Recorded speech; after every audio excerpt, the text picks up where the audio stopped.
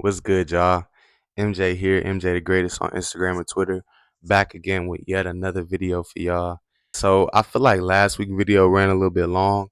So I want to try to keep these videos like max 15 minutes, but really like 10 is like ideal because I feel like that's enough time for us to check in and chat and, move on about our day and whatever. Before taking up too much time, let's just jump right into the topic of today's video, which is beginner's luck. Is it real? Is it fake? Is it something people just say? What is it? I think it's real. And I think it's real because I think I went through it. I think I went through beginner's luck.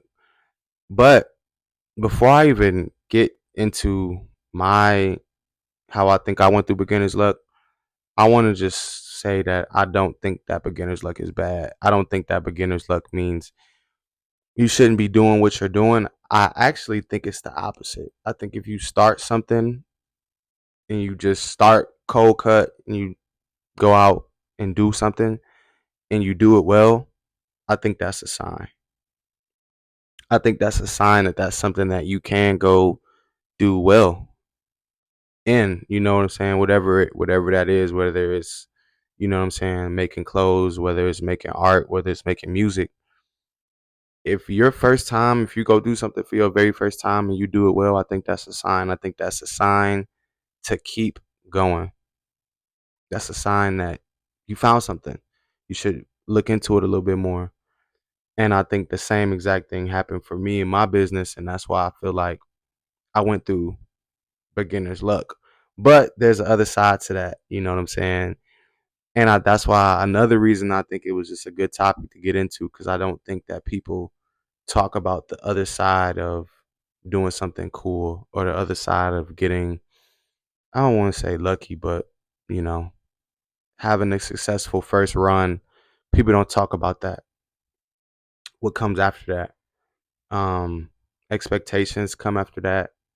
Um, People wanting you to stay the same comes after that. But the real work comes after that. The real challenge comes after that. The real passion and determination and desire and ambition and determination for if you care about something, it comes after that. After my first drop, I was kind of stuck in a rock and a hard place.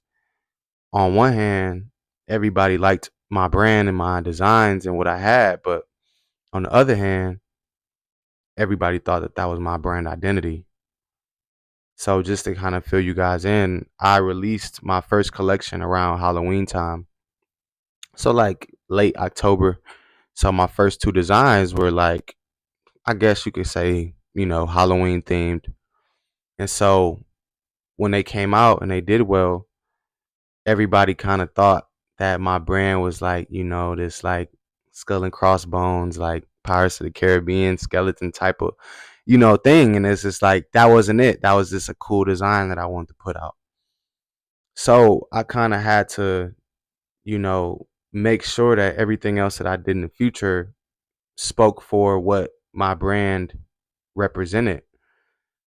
But then I started to think, what do I want my brand to represent? What do I want my clothes and my art to communicate when I put it out?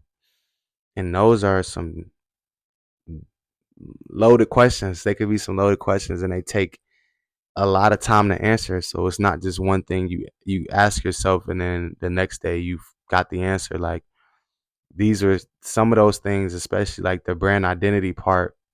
Like it took a lot of time to come up with. So it's like you can have a fire idea, a fire design, but if that doesn't resonate with your brand, how you want it to communicate to the people that you're offering it to, then it don't really matter.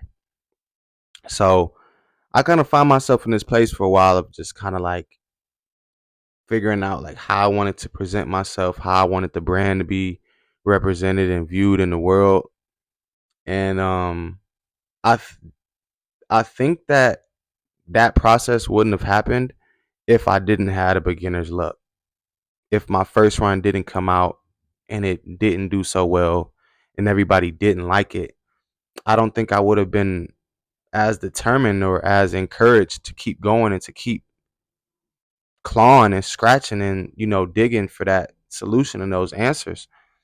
I think I might have just said, maybe this clothing thing wasn't for me. Maybe I shouldn't have even did it. Maybe I was just wasting my time. Maybe I just thought I was somebody that I wasn't. But it didn't happen like that. And so I am who I think I am.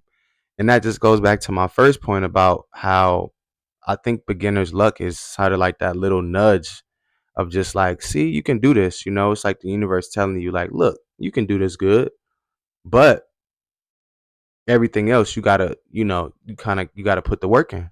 It's just like with anything, like, any great artist, any great athlete, any great, anything, whatever you do. You could be the best mail carrier in your whole city, in your whole state, but you didn't get to that point by not putting in the work, by not understanding, okay, if I do this a little bit different, and if I do this, I might save more time, and if I do this, I can do like you got to figure it out. It's one big puzzle piece, but the universe is not going to put it all together for you. You kind of have to do some of the work, you know?